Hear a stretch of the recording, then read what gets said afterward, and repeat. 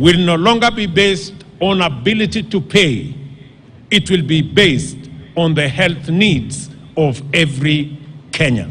Quality community health data is essential for the planning, resource allocation, and monitoring of progress towards universal health coverage. The government is committed to delivering on the digital health agenda, starting from the community level.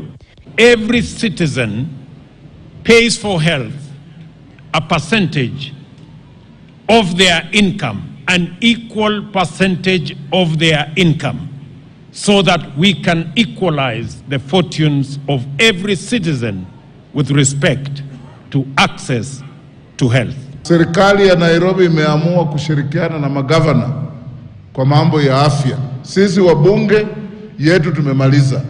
Tumepitisha sheria 4 ya kusaidia mwananchi. Hiyo sheria inasema katika health center, katika dispensary, kurudi hapo chini. Malipo hakuna kwa mwananchi yeyote anaenda matibabu. Mmesikia wale watu wamesema tena ile El Nino haitakuweko. Wamesema kutakuwa tu na mvua kubwa, lakini haitafika pale ya kuharibu. Sisi tunamshukuru Mungu jameni, na hiyo mvua nyingi ambayo tutapata, pia tumejipanga katika hii short rains. Tumepanga pia wakulima watuzalishie chakula tena, so that we have another harvest by January or February. Na ndio niliwaeleza ya kwamba njia ya kuondoa matatizo ya njaa Kenya sio maandamano. Na kama ni maandamano shambani. Out of the 23 counties that we already have an estimation of about 8 billion shillings. You can imagine by the time the others come, we'll probably be at 15 billion shillings that will be required to fund this El Nino preparedness. We know that preparedness activities have begun, but should also continue seamlessly throughout the rainfall season. Kila kitu ifanye kulingana na sheria zile ambazo zimewekwa na serikali upande wa mambo ya procurement na mambo ya fedha. Ndio sasa watu wajipange. Kwa sababu tusipofanya hivyo, kuna watu watasema watu hapa wamelala, acha tuanze kufanya vituko vyetu. Alafu utakuja kusikia blanketi moja imenunuliwa shilingi 10,000. Watapatana na mimi. Na nimewaambia waziwazi mapema mchana. Si ndio? Hatuwezi kubali pesa ya wananchi wanatoa ya ushuru kwa jasho. Alafu mtu anaenda pale kwa sababu wako na ofisi fulani, anaenda kukula hiyo pesa, anapeleka kwa bibi yake. Bana. Msiko na wasiwasi. Hii Kenya tutabadilisha. Hao wataongea tu kidogo kidogo. Lakini hapo mbele watafunga mdomo na watatupigia makofi. Baadaye.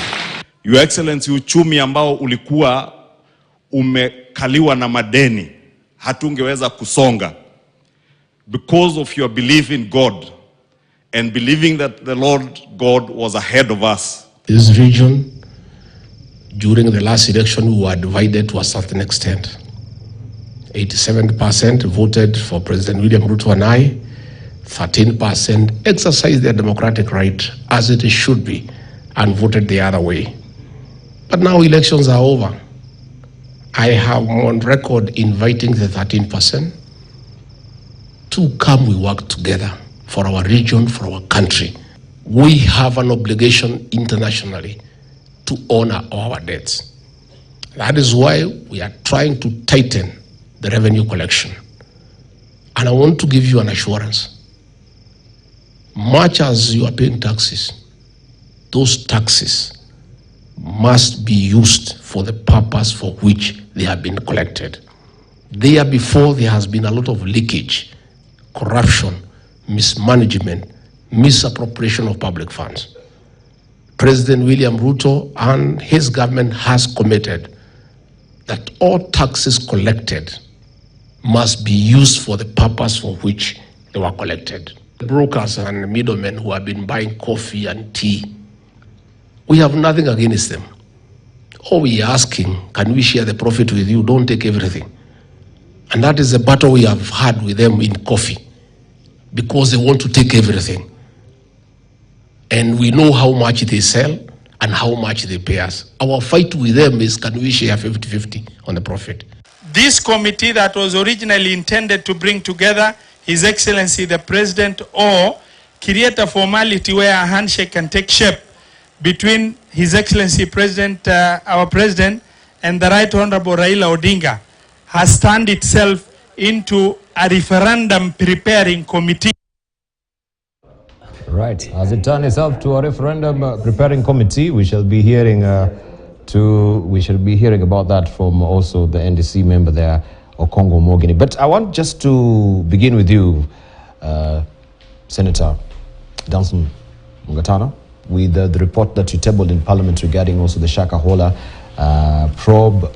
First of all, there were issues last week, as we can see it in the Star, where we had MPs being bankrolled, and people were questioning who bankrolled MPs to Ezekiel's church.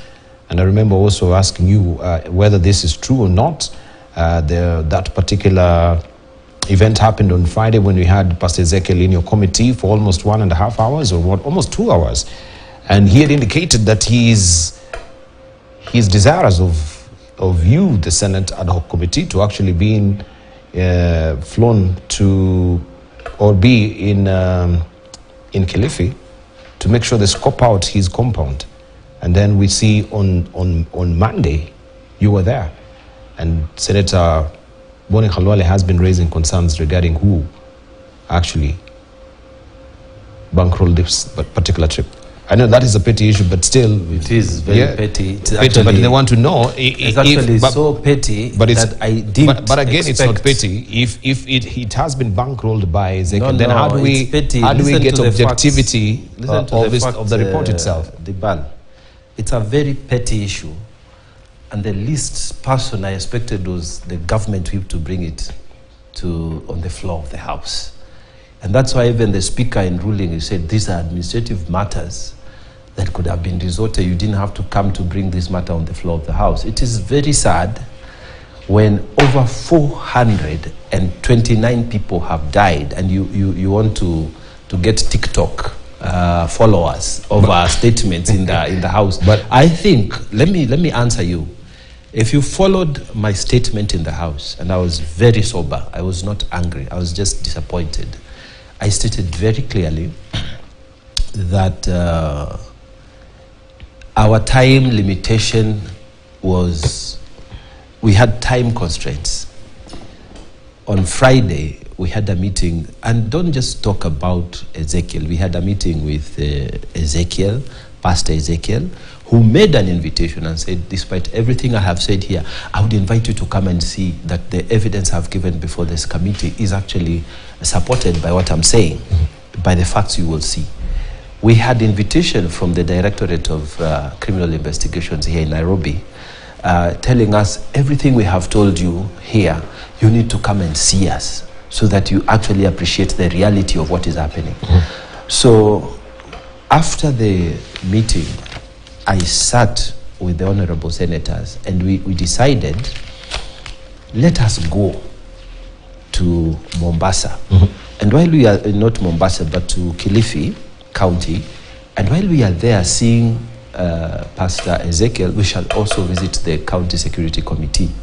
And then we said, let us go also to the DCI. And the only available day was Monday. So we started the procurement procedures, the normal one. Tell the clerk, raise the invoices, make the arrangements, whatnot. But it was now becoming night, and we had not received the information back that tickets have been booked and so on. So we said, let us do the normal thing we do. Buy your tickets, gentlemen. Go there, and then when we come, we will make a claim, like we always do. I mean, the other day I was traveling to Kampala. When I came back, you raised the claims. Many times, because of the processes of procurement, sometimes you are not able to do these things on time.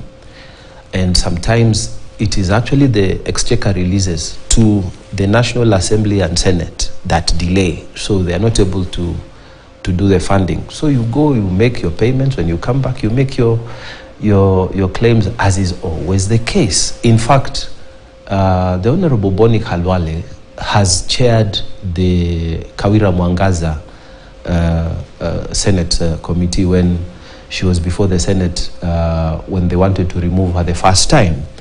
And they were meeting here in Windsor, and nobody was paying them, but they had to meet.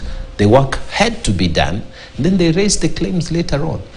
So, you know, sometimes when you see politicians behave the way they are, sometimes it's for relevance, sometimes there is something behind it, but the fact of the matter is that, and I said, as chairman, I took full responsibility. I said, if I am failing this committee by not doing what I'm supposed to do, then Senate should be the first people to castigate me. But if, as a public servant, I'm going beyond my call of duty, then come and regularize later, and you want to, bash me for that, I think the correct thing you should do is to support that, like we have always supported other people who have wanted to deliver. That aside, I want to tell you that we tabled the report on Thursday. But let me... I moved a notice of motion on Thursday so that next week it will be prioritized for debate. In that report, Dibal, I will tell you, we have blamed security agencies unfairly, because up to now, there is not a single charge that has been preferred against Ezekiel. Nothing has been placed before the court. Yet, when we went inside to the DCI, we had almost 200, in fact, more than 200 statements taken from witnesses, potential witnesses, but they have done their work. But there is the other part, the National Forensic Laboratory. The National Forensic Lab has not been facilitated to do its work. You know, the collection of samples from Shakahola has not been handled as it should. You know, why I say so, special vehicles are supposed to handle equipment collected or samples collected from the field, put in special way so that they travel to where the lab is supposed to be, okay? Those equipment, the cars have not been bought, okay? They've not been bought? They have not been bought, my friend. So they are making, it's like makeshift arrangements to carry these samples to the lab. You come to the lab has not been given money, funded to purchase reagents, okay? So, even if you have the sample, you are not able to to process that sample so that you're able to present the evidence properly before the DPP and the court of law. You know, here we are saying, oh, DCI have failed, oh, what have failed. But let's look at the reality. Why would a ministry fail to fund an essential department of the National Forensic Lab, like the chemistry department, like the biology department? So what happens? These samples are brought and we can't process them as we want. So what do? Push them all to the government chemist. The government chemist is dealing with thousands and thousands and thousands of all the things that are dealing with Kenya.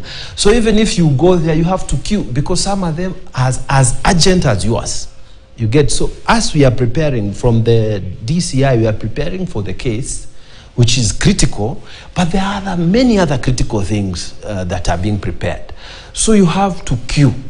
And then it is now 6 months, you know, and we have not prepared the charge sheet because those samples are critical, you know.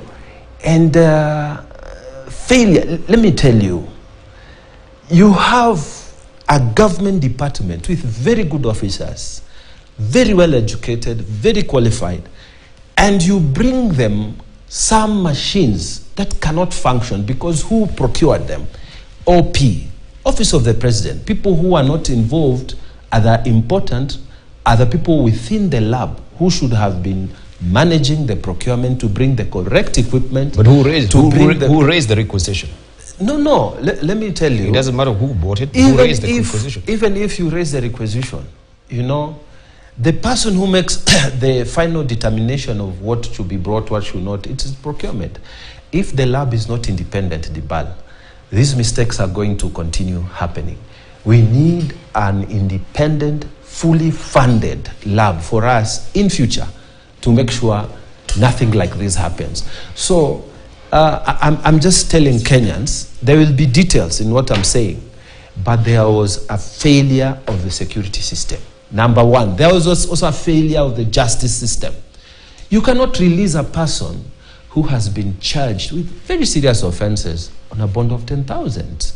You know, some of these things that happened were not right, and Kenyans were asking, where is the government? But the government was there. But the systems that were supposed to facilitate proper execution of these things were not happening. Let me tell you, we had the national intelligence. They came. They showed us reports. When this thing first happened, this is what our officer did. When this thing happened, this is what our officer did. From the very low level of intelligence gathering at the smallest unit. But then, the national intelligence does not have power to arrest. It does not have power to prosecute. So the only thing they can do is to inform. Okay? So was government there? The government was there. They said there's this OB. This is the information our man said. But the SEC, who chairs the security committee, did not follow up with our information. What were we supposed to do? You know? So government was there, but systems failure. And then what did we do? We said, let these people come before the committee. These people were shielded from coming to this committee to explain. You as an SEC there, you as an OCS there, you as a person who was directly responsible, who was supposed to be the arresting officer, investigating officer, why didn't you do your work? So who shielded them? Is it the principal with the cabinet secretary? We believe that some problem was there. The cabinet secretary, as a person, by the way, was very cooperative. But when it came to assisting us get all these other people, we did not get them. The cabinet but this is a matter of a priority. I mean, we have a massacre in this country in a scale that has never happened before. This is the thing, my friend. So what we are saying is that we, as a Senate committee, are going to, and we will say these things because we will say everything so that Kenyan answers can know where to place the blame. Kenyan can have the answers of what went wrong. Kenyans can have the answers of, and we will deal with the issues of religion as well. How does a person wake up from being a taxi driver, does not even enter one day in a theological training, he starts, because he has charisma, he makes people follow him, and then after that, he takes people into the wrong direction. How does that happen? You know, where were the umbrella organizations? And what should we do in front so that that does not happen in future? So I want to tell you. So I wanted to know that for us, for the beat of Interior Ministry, what about the Health Ministry? We have the CS Nakhumicha as well, yes, who has acted as an impediment. No, we feel very strongly that the Health Cabinet Secretary was also not facilitative enough, because we have Dr. Johansen Odwar, who was a chief pathologist.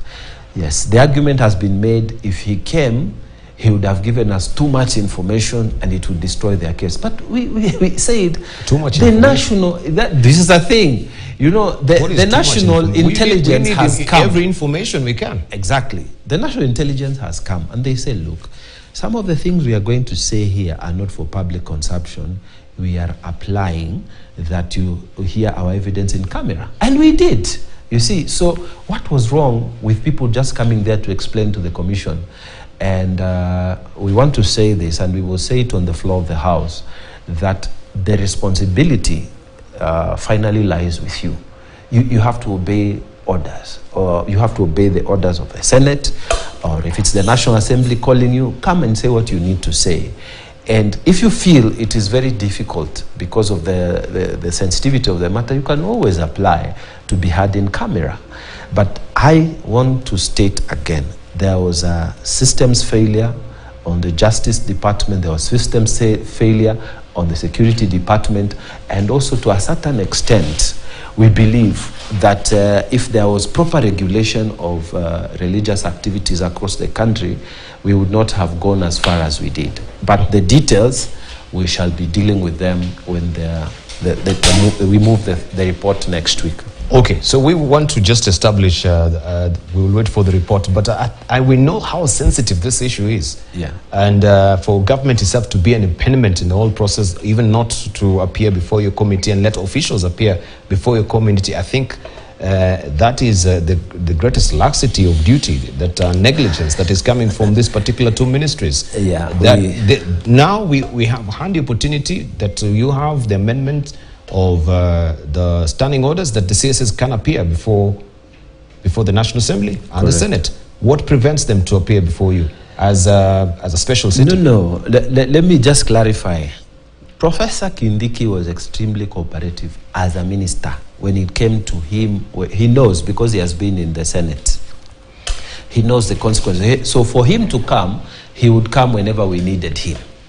But in terms of making sure the other critical people we needed were available, there was a failure there. And the same thing for Nakhumicha. We didn't need her specifically, but she, instead of making available Dr. Johansen, she wrote a letter to say, oh, blah, blah, blah. So we find that even her, she was not facilitative enough for us. All right. I'm surprised that we can still talk about issues of facilitation that is not there, labs that are not fully equipped. We have very good forensic experts in our departments, but also there is a glass of slowness that is coming from the concerned ministries to facilitate them. But also the legislators, we know you passed the National Coroner's Act that is meant to actually deal with all these things that we are talking about. We have fully equipped Director Coroner General, who independently will come and verify this. They have fully fledged forensic labs, that they have equipment. Why did we pass this particular act that will have become very handy in this massacre? And if the act is there and is not implemented, whose prerogative should be to actually follow through that we have an implementation of a National Coroner's Act? So, to my knowledge, the National Coroner's Act has not been implemented. Why not?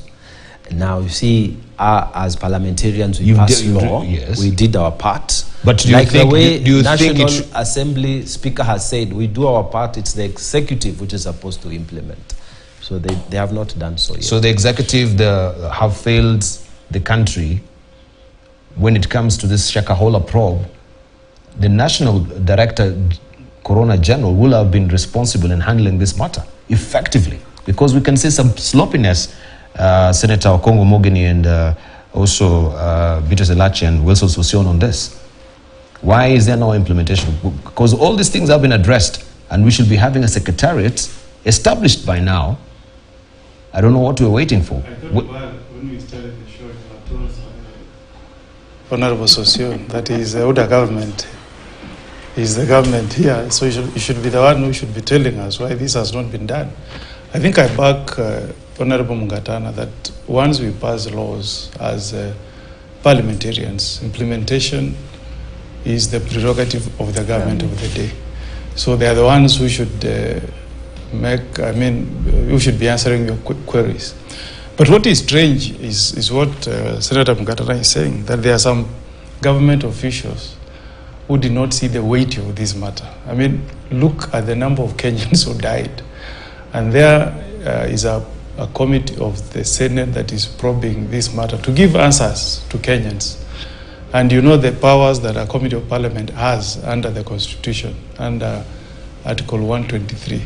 But a CS opts not to respond to either an invitation or a summon from a parliamentary committee is telling. You know, it tells you how some ministers are lords of impunity in this government.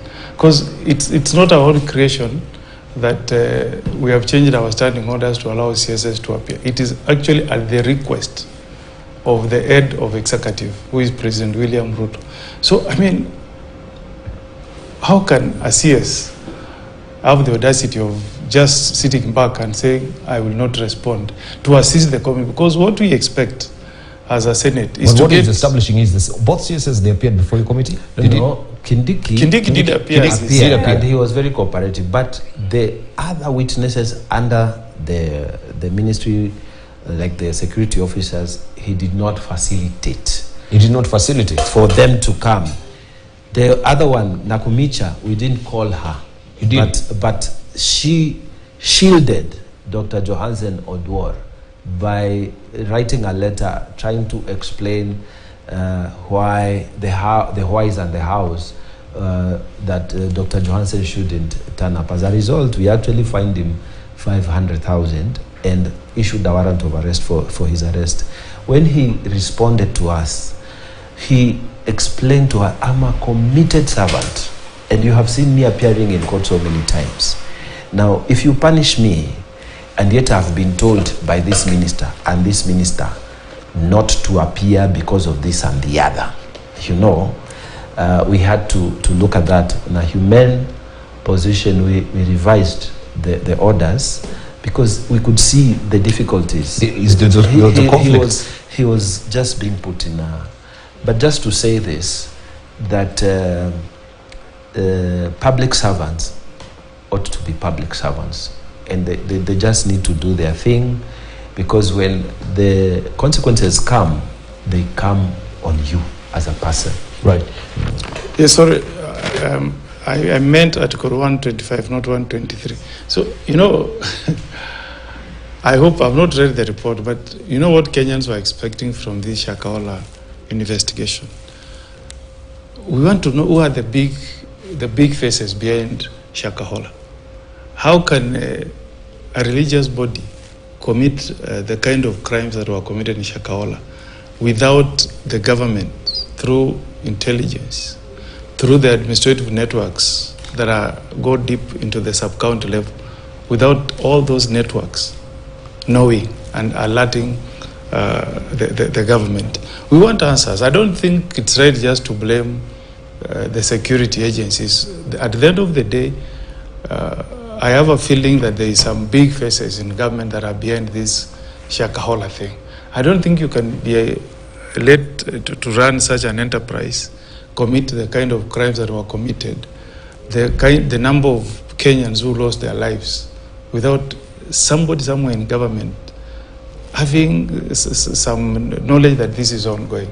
Those are the answers that are really unanswered, and I hope that the report that Senator Mugatana has tabled before the Senate delves deeply into all these matters. And going forward, Dibal, this issue arose about 5 years ago, and I remember Kenyans saying that there should be self-regulation of people who are opening churches or people who are running religious organizations, so that there is some form of monitoring and regulation by the government of the day.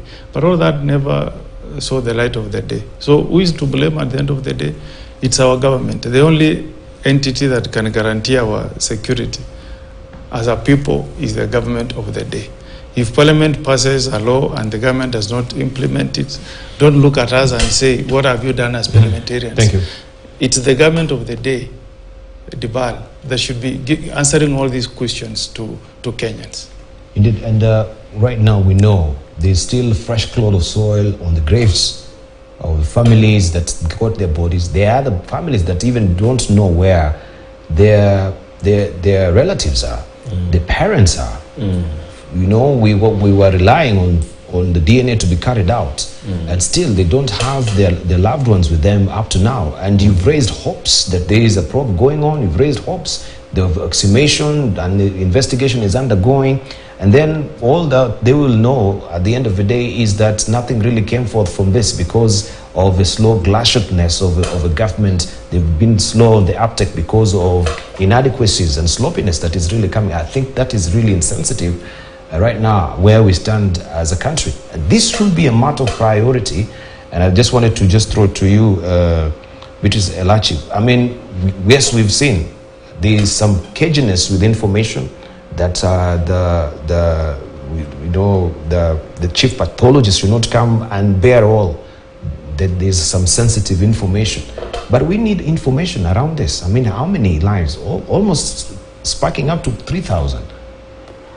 And first of all, you see, this is not a process that just started today. I believe it's something, the evilness started way back, maybe 5 or 6 years ago when we are just seated. And for us... But before we even hark back to history, what should be done to, such a minister like Nakhumicha? All right, that's right now you've been very cagey. I mean, we should see heads rolling on this because every hand should be on the deck. Seriously.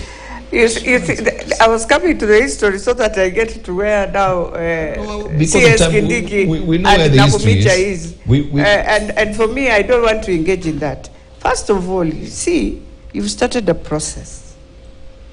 The best way would have been the first bodies that we removed. How I wish we would have just taken case by case. So you have removed 100. Where are they? Who are the owners of the body? Where are the families? Where have they reached? Are we in court with this case? Is it under Mackenzie? Is it under who? Fine, we just see Mackenzie in court, yes. But then we need to now know exactly where are these, after you have removed these bodies. Now you've taken them in a mortuary. For them to await all the bodies to be removed. I think that is where we are not finding answers. But if we started rolling, and so that heads can roll, as you say, we needed to go, as the first ones are removed, head to court, do the right thing for those Kenyans, and say, we have finished with this, we have dispensed, this is where we have reached. We are now on the second lot, and we are moving like this. But to tell me, every day you are just exhuming bodies and you are putting them somewhere, I mean, honestly, it's not also fair to those Kenyans who have realized, oh, our people are lost here. At the same time, we still see the guy just walking in the court, coming out of court, walking in the court. I mean, sometimes you look at that judicial system and you feel also very angered. And that is why, for me, first of all, we need to separate both cases. Because one case is Mackenzie with his demonic moves. Pastor Ezekiel, I doubt whether he's in this case. I think we are looking to see how does his church run, what does he do, but I doubt whether we want to tell he's part of this team. It would be wrong, absolutely wrong for Pastor Ezekiel. And it's not that I know or I go to church, no, but I'm saying let us not first confuse, because the more we confuse, the more now we make the case so complicated until Kenyans don't even understand. So, Mackenzie started from Kawangware. He didn't start from that Mombasa. He started his church in Kawangware. And I've always said, if we want to see heads rolling, Dibal, then start with the people who started, who are supposed to audit. Because when you give your license that, okay, you are supposed to run a church, honestly, you want to tell me in this Kilifi, all these things happened and nobody, there must be. By the time CS Aisha Juma was crying in 2019, they knew there was something. It means it was going on and going on. But then now we've come. CS Kindiki has come in. I believe he has faced the Senate many times. But at the same time, what we are saying, can we have a consolidated team that can see this case move to the right direction? But not just moving, bodies are removed. Where are the bodies now? I doubt whether we have a mortuary that can take all these bodies. So have we reburied the bodies? Or where are they? So we have to be very serious if we want to deal with this Shakahola matter. This guy who comes out of court this Mackenzie, we should not be seeing him, first of all. So even the judicial system should help us. But you can't say you can't put him inside completely because, you have not found, there's no case coming into place. One of the things I have said that we need to look at, and maybe it is Parliament to look at, that we've reached a point where some of these cases, like the cases of land and the same cases, you see, we leave it to the judicial system, fine, because the law says, and the lawyers will say the law says. But is there something called public interest, where you have that interest of the country and the public? Is there once that the judge will look at it that way and look at a case and make it a case of public interest? Because this is a case where you need a lot of public interest, where you need the judge to look at the evilness that has happened and use his own wisdom in dealing with the matter. Than the way, if we are going to deal it by law, trust me, Mackenzie will walk out. Thank you. Because I don't know how. And this one has to be handled with all the sensitivity Yes. that it bears, to be brought upon on this particular case. Let's see if not just sensitivity, but it must be done effectively. And now we are trying to create a lot of prolonged discussions and around a very, very serious matter. It's actually a holocaust when you have many Kenyans in hundreds and in thousands being socialized to their deaths by a cult, and within a territory that has laws, a territory that has security agencies, a territory that has all the necessary infrastructure to guarantee safety of all Kenyans, then it's something to worry about. Something has been said about making laws. If we audit the Kenyan laws, there are some of the best laws that have been made in the world, but implementation is poorly done, and it's a historical thing. It's not something that is starting now. We have laws, but we don't implement. Now, fast forward to this particular matter. If you look at the rotten inefficiencies of systems, it runs deep. Now, talk of two critical areas here which are predisposed by this Shakahola thing. The security, the rotten inefficiencies in security systems, inability to provide evidence to prosecute in courts. You cannot expect the judicial system to prosecute without proper evidence and scientific work properly done. If we are talking about lack of funding, from the day the president was sworn in, the Inspector General of the Police is the account holder. So there should be no reason why we don't have funding in the forensic labs and everything. So security system is rotten, either with a culture of deliberate inefficiency or corruption and ability to cover on cases, and probably those affected are compromising the system in itself, and that's a risk to the country. So we are running a country where anybody can be killed and the murderers will run away with it. That is one. We were talking about the health sector.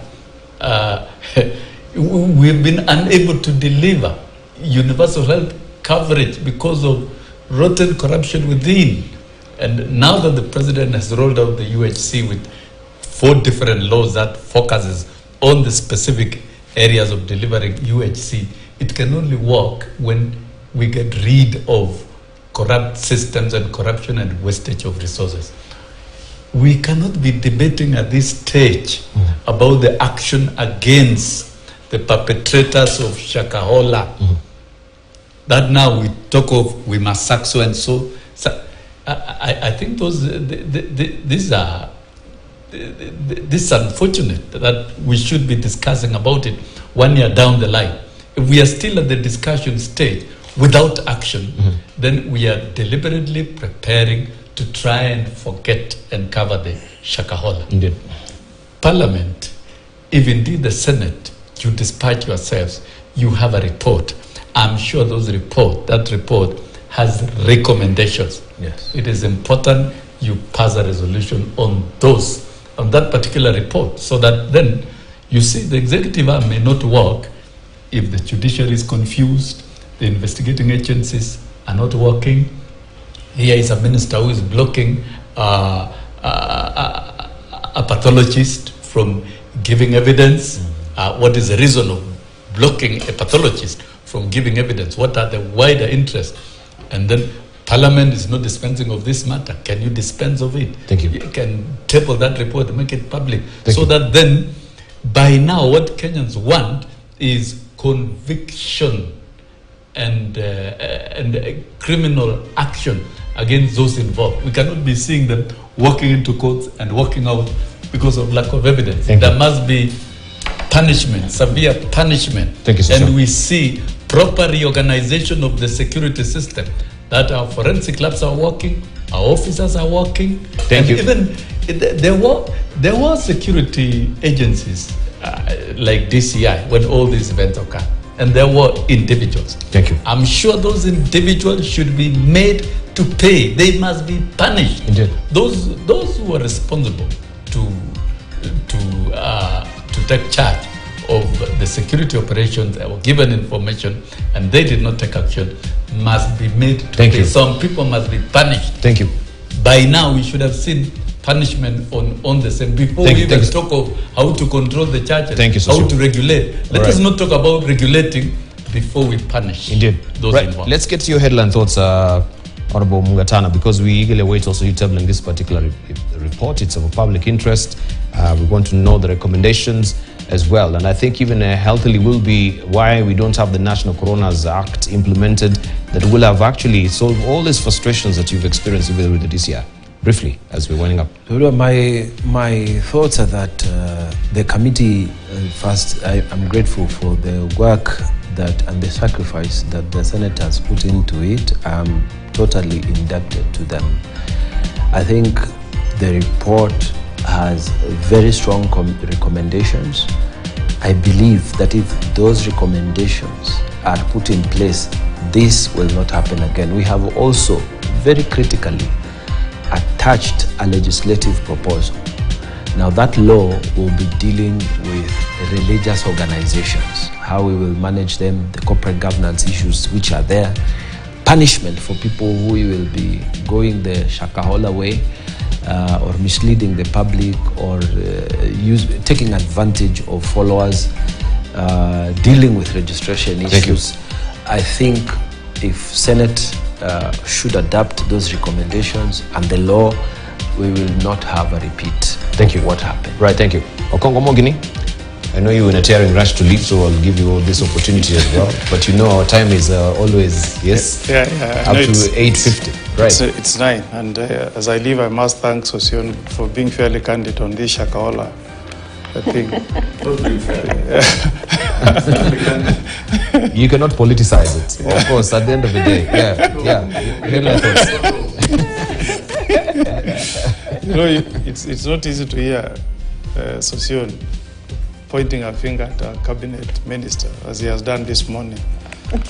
So that's good. He has seen the light finally. Now, my thoughts for the day is, I've seen Senator Ali, I think, castigating the National Dialogue Committee, alleging that it's a scheme to introduce a referendum. I think the two principals, Honorable Raila Odinga and Honorable His Excellency President William Ruto, identified issues that should be dealt with by the National Dialogue Committee. And you know, there are areas where if you need to amend the Constitution under Article 255, it may necessitate a referendum. I'm not saying there is a recommendation to go to referendum, but the way he's talking, it's like a Kenyan recommending to amend the Constitution through a referendum where Kenyans themselves pass a vote is committing a crime. It's not a crime. Thank you. Let us allow the NDC to come up with its final report, recommendation. Are you heading to Naivasha? Yes. Okay, Azimio is the issue of Sabina, as you threatened to withdraw from the retreat. Is it ordered? I've not received any instructions from my coalition. Let's leave it at that because of time. Not to attend the NDC. Thank you. Yeah. Let's leave it at that. Let's hear from British Elachi. Well, for me, I think... No, Senator, we're leaving all of us. We're actually winding up. Yeah, Elachi, please. For me, the most important thing is we respect the two principals, and whatever they will say, I believe that is why they formed the committee. And I was waiting for the Senate to take a recommendation that if you have a governor who has finished 10 years, You cannot come back and become a senator immediately.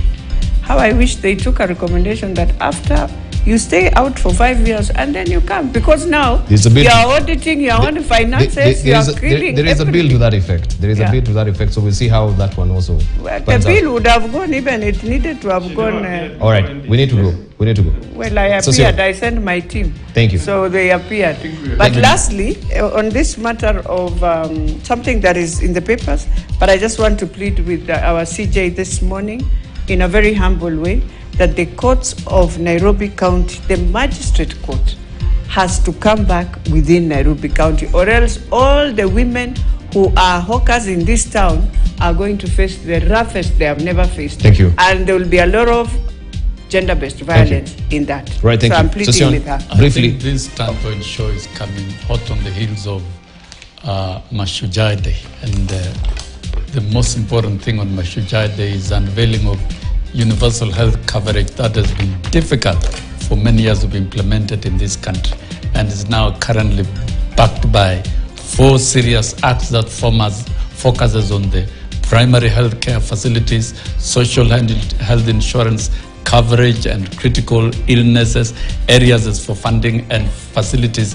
implementation committee. So I think it should not be dogged by elements of corruption and inefficiencies.